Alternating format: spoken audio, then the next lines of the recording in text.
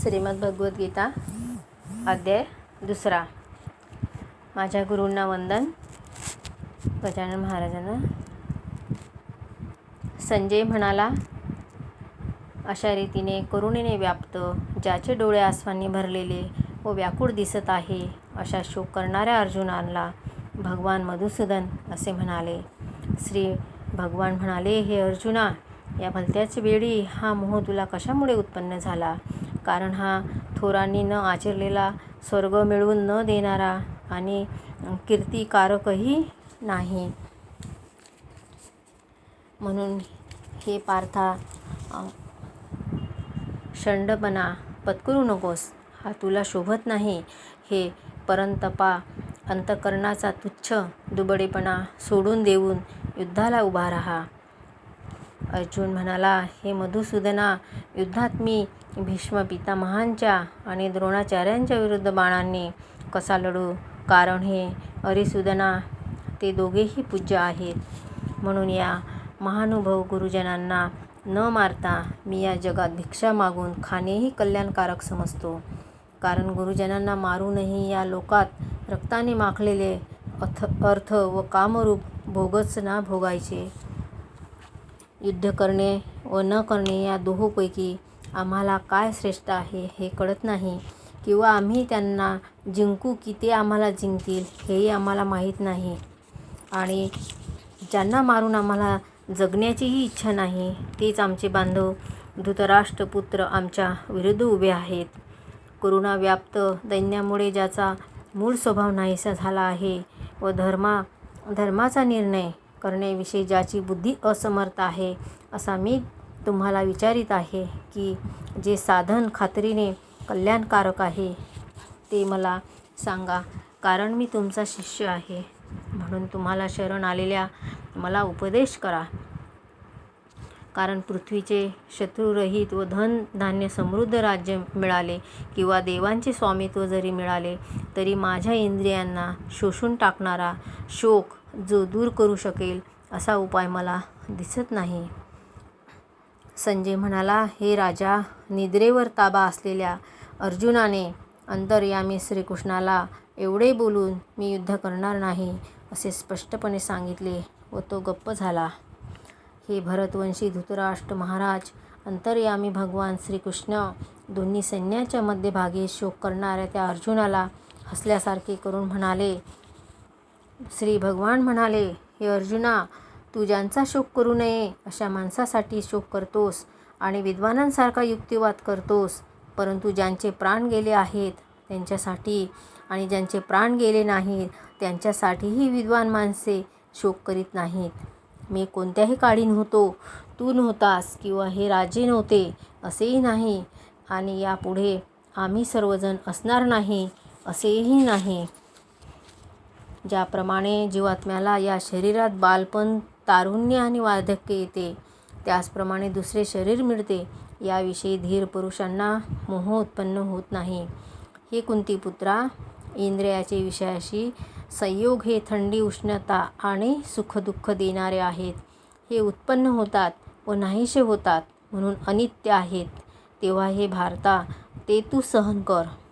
कारण हे श्रेष्ठ पुरुषा, सुखदुःख समान मानणाऱ्या ज्या धीर पुरुषाला हे इंद्रियाचे विषयाशी संयोग व्याकुळ करीत नाहीत, तो मोक्षाला योग्य ठरतो. वस्तूला अस्तित्व नाही आणि सतवस्तूचा अभाव नसतो, अशा रीतीने दोहोंचेही सत्य स्वरूप तत्त्वज्ञानी पुरुषांनी पाहिले आहे.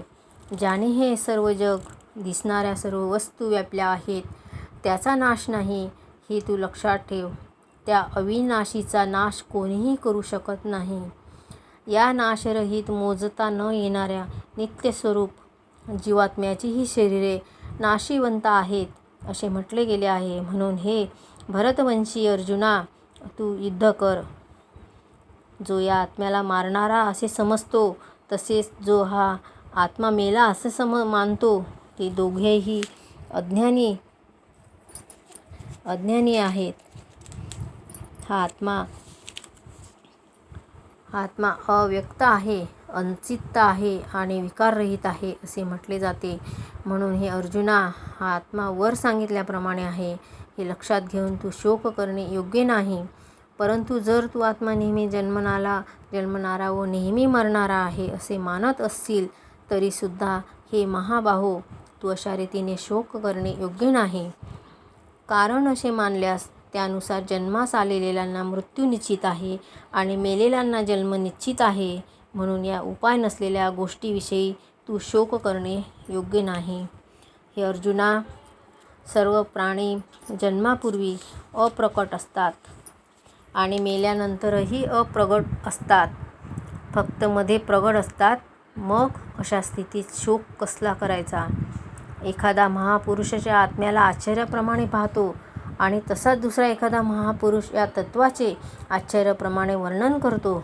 तसेच आणखी एखादा अधिकारी पुरुषच याविषयी आश्चर्याप्रमाणे ऐकतो आणि कोणी तर ऐकूनही याला जाणत नाही. हे अर्जुना, हा आत्मा सर्वांच्या शरीरात नेहमीच अवैध असतो. म्हणून सर्व प्राण्यांच्या बाबतीत तू शोक करणे योग्य नाही. तसेच स्वतःचा धर्म लक्षात घेऊन तू भिता कामा नये. कारण क्षत्रियाला धर्माला अनुसरून असलेल्या युद्धाहून दुसरे कोणतेही कल्याणकारक कर्तव्य नाही. हे पार्था, आपोआप समोर आलेले उघडलेले स्वर्गाचे दारच असे हे युद्ध भाग्यवान क्षत्रियांनाच लाभते. परंतु जर तू हे धर्मयुक्त युद्ध केले नाहीस तर स्वधर्म आणि कीर्ती गमावून पापाला जवळ करशील. तसेच सर्व लोक तुझी चिरकाळ अपकीर्ती सांगत राहतील आणि सन्माननीय पुरुषाला अपकीर्ती मरणावरून दुस्सह्य वाटते.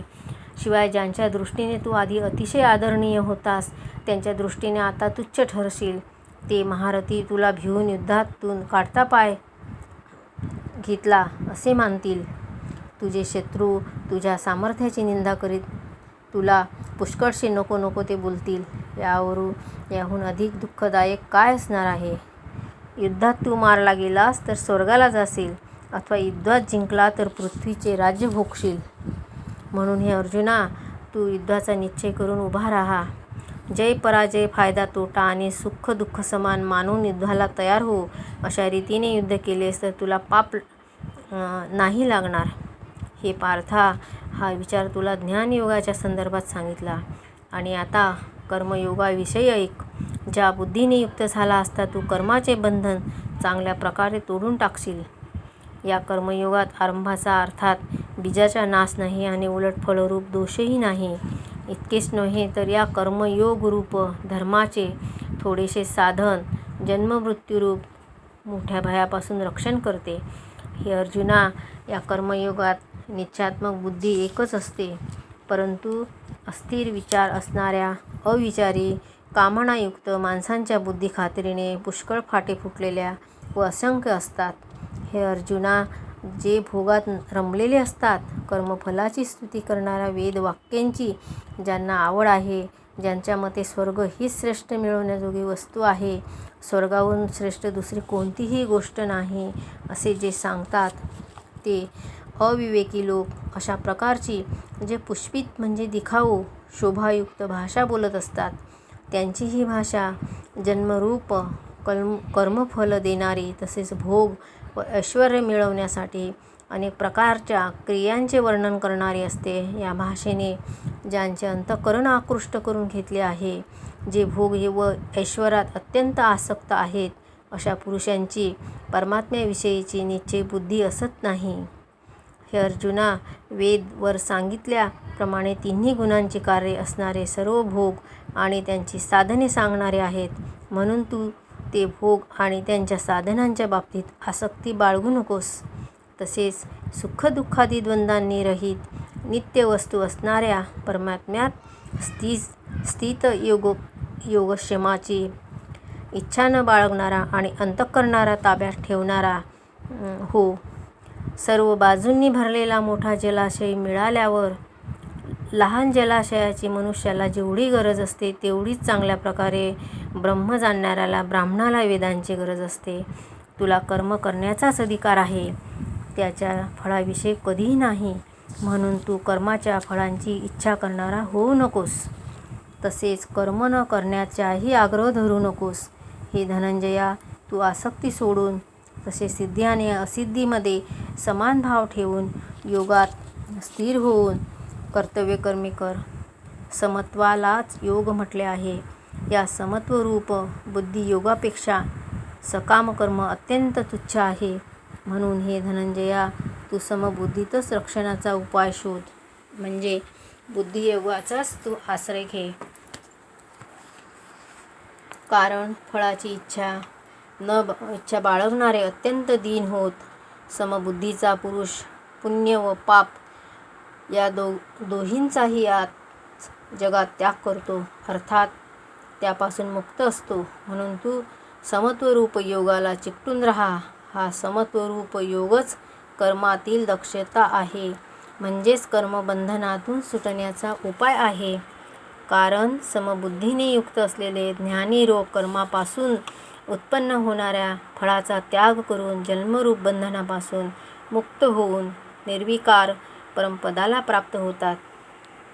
जेव्हा तुझी बुद्धी मोहरूपी चिखलाला पूर्णपणे पार करून जाईल, तेव्हा तू ऐकलेल्या व ऐकण्यासारख्या इह परलोकातील सर्व भोगांपासून विरक्त होशील.